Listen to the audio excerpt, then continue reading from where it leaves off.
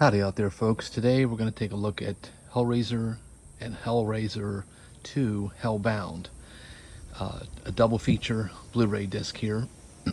And I just want to firstly point out that I remember when Hellraiser first came out in 1987, and it made quite a splash.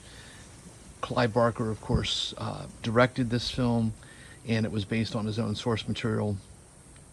And I think it's a really novel piece of cinematic horror that I think works on many levels. The gore is fantastic. There's some great in-camera practical effect work.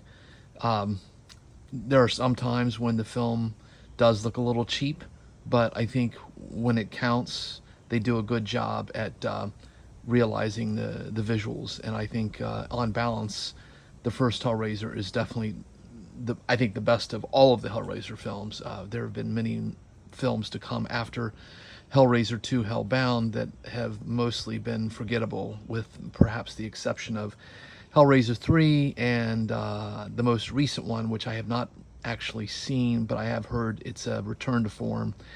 And then I think Judgment, the one before this last one, I saw, and I remember thinking that there was some good things in that story that I liked, but it still didn't hold up as a film. But I think with these two films, they're definitely good sibling movies, and arguably really the only two you need to have. And the third one is pretty ridiculous, but it still has a little bit of nostalgia factor going for it, and it's kind of fun. But in any case, I digress. With this double horror classics double feature Blu-ray release, I'll say that the PQ and AQ are serviceable. There's nothing objectionable per se.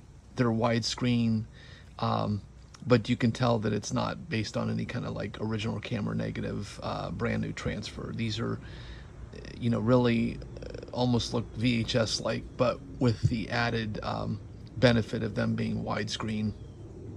And I mean, they're a little better than VHS, I'd say, for sure, because I've seen both of these on VHS over the years, and they tend to look a little rough. But the things that I really liked about the movie, of course, is just the world that Clive Barker created in the story. The Hellbound Heart, I think, is what it was. It was out of the Books of Blood series, I want to say. And Doug Bradley plays the High Priest. Cenobite Pinhead is what he became known as. He did a great job, I think, and I kind of liked how they incorporated the backstories on some of these Cenobites in Hellraiser 2. I thought that was a effective storytelling device that built on the world. I think the actress who plays the wife of what is her name? Apologize in advance. Claire Higgins, British actress, quite good actually, and she is in both films, does a great job. Ashley Lawrence is good. She plays Kirsty, and I think again, when you watch these movies in 2023, the thing that does stick out is that the effect quality does vary, and I think the world that they created is the most impressive aspect of these two films. And I even like some of the stuff they did. The production on Hellbound is quite good. I mean, when they were in the hell sequences, I thought there was some really good stuff there that stood out. But at the same time, you could see matte paintings. There were just the quality of the practical effects, especially in the sequel, had a high degree of variability. I mean, some scenes look great, others just look cheap.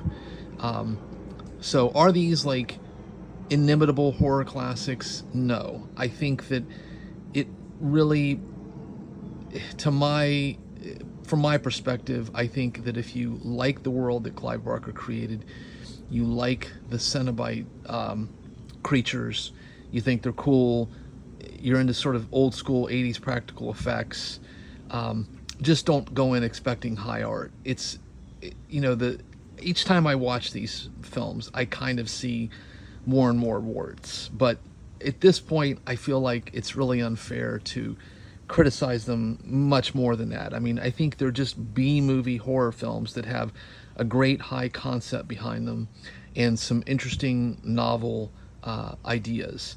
And I think on balance, that's a pretty remarkable feat, especially in the genre of horror, which generally speaking doesn't get very artsy. Films by perhaps David Lynch and Ari Aster notwithstanding. But here, of course, we've got the Lamentation box as well. I don't dare open it, but I happen to pick this up on Amazon, and it does open, but I'm not going to do it. And again, this was a pretty cheap pickup. I think it was like $10 for both films. Definitely recommend seeing these movies, especially if you're an 80s horror hound like me.